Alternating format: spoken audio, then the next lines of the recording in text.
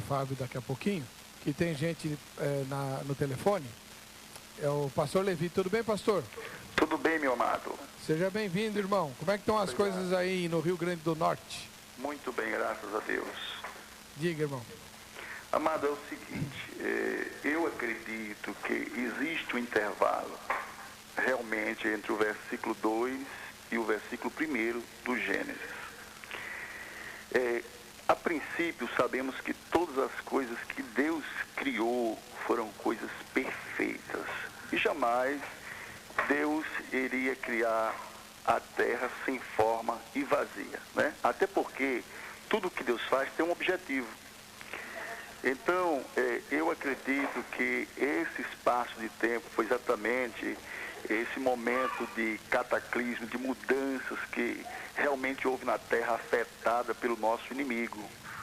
E logo depois nós vemos realmente um desfecho de tudo isso que aconteceu, mas existe um ponto final do versículo 1, quando no princípio Deus criou os céus e a terra, e no versículo 2 você vê que ela vai tomando um outro rumo das coisas.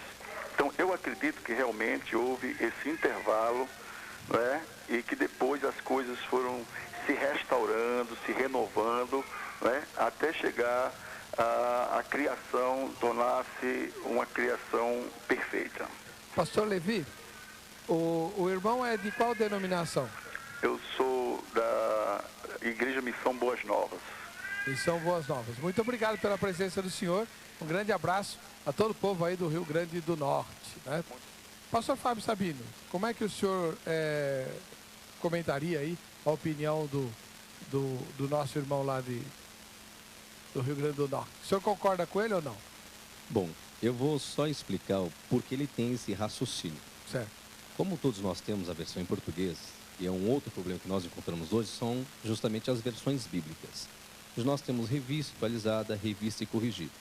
O que ocorre? Existe uma versão em português que divide o versículo 1 com o versículo 2, trazendo uma nova sentença no versículo 2, dizendo: a terra, porém, aí vem esse porém no português, que é uma conjunção coordenativa adversativa, para fazer um contraste com o versículo 1. Isso. Quem tem esta versão dá a entender, sim, que a terra, houve algo com a terra, ou seja, se a terra ela era, agora já não é mais. A terra, porém, tornou-se, mudam até o tempo verbal, nós chamamos os troncos hebraicos de kal, para nifar, que é uma voz passiva, para dar a ideia que houve realmente algo para com a terra, seria a queda de um ser, que alguns chamam de Lúcifer, que até hoje eu não sei onde está isso na Bíblia também. Bom, enfim.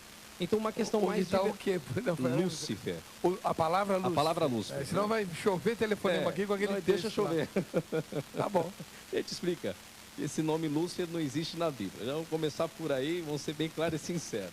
Então, por essa versão, dá a entender isso sim. Agora a questão é, será que esta versão que traz o artigo aí, a terra porém tornou-se, é uma versão coerente? É uma versão baseada nos textos hebraicos?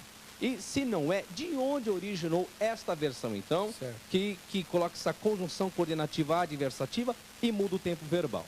Nós temos duas explicações. Ou vem do texto hebraico, ou vem do texto grego, que é a Septuaginta. E para a alegria do irmão Elias, é isso?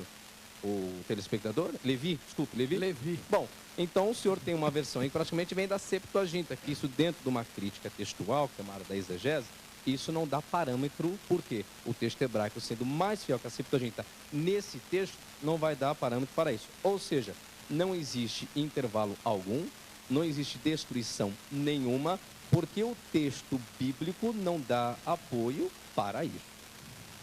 Ah, mas ficou uma questão em aberto aí. Qual questão? Tudo bem. Gramaticalmente, o irmão fez uma exposição legal, mas a primeira palavra do irmão Levi, que é uma questão que a gente tem que discutir. Tudo que Deus faz é bom, perfeito e tal. Por que que na criação de Deus, a terra que ele fez era sem forma e vazia? Isso não faz sentido. Sim, porque ele tinha que completar, ele tem que trazer o início. Ela é, mas ele acaba dando forma a isso. Não quer dizer que a terra ela deixou de ser. Ela sem forma, tanto é, os 3 primeiros dias da criação, justamente a narrativa vai lidar com a questão que ele vai preenchendo a forma, que ele vai lidar com céus, simplesmente com céus, a questão da água e céu, simplesmente. Os 3 últimos dias da criação, ele vai completar o que é vazio. E vai produzir, a terra vai produzir erva, semente, vem a criação do homem. Ou seja, ela não estava apta ainda para o homem habitar, porque diz o texto que existia apenas água praticamente em toda a terra, depois que ele faz a separação. E as trevas que existem é uma escuridão, depois que ele faz a questão da luz e a separação. Por isso que diz que era sem forma e vazia, porque ele vai trazer a forma, ele vai preencher para a questão do homem. E o que deu, justamente, e o que ele faz, ele vê que é bom. Agora, se eu pegar que o versículo 1 é uma outra terra, vamos colocar que é o tema, onde existiu outros seres, vamos colocar que o senhor não quis entrar, mas eu vou entrar. Que existiu a primeira esposa lá de Adão. Então não pode ser a primeira esposa de Adão, tem que ser antes.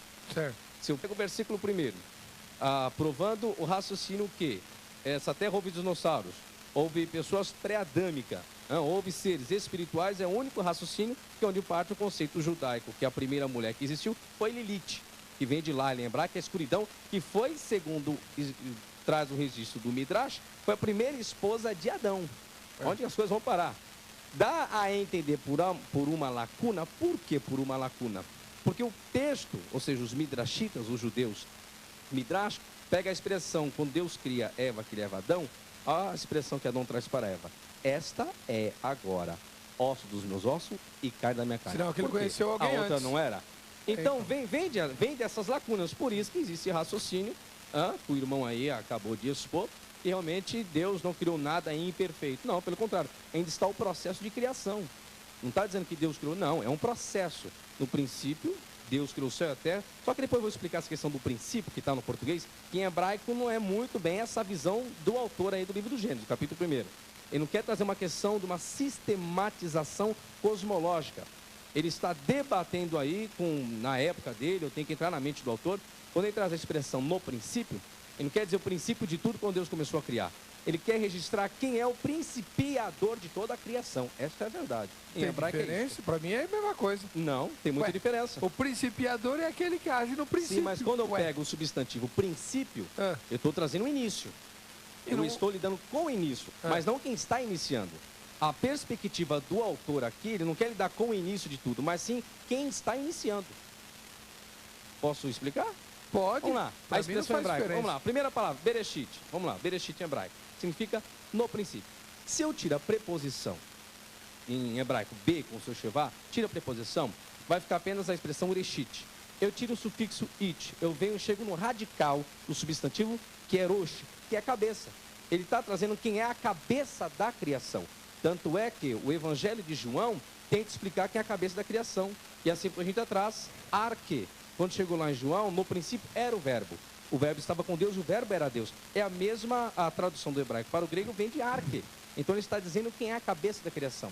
Dá a entender que o autor ele está discutindo com um outro raciocínio que talvez na época dele estava existindo. Uma questão de dualismo, uma questão de politeísmo. Ele registra uma questão mono. Quem criou uma única cabeça? E quem é essa cabeça? Essa cabeça é o Eterno, é Elohim, que tanto é um termo plural, mas não poderia ser os deuses? Não, porque o verbo que antecede o substantivo está no singular para denotar um plural majestático aí. Então, não está lidando com uma questão de sistematização cosmológica, e sim uma questão de quem é o principiador de tudo. Quem é a cabeça disso? É Deus. Muito bem.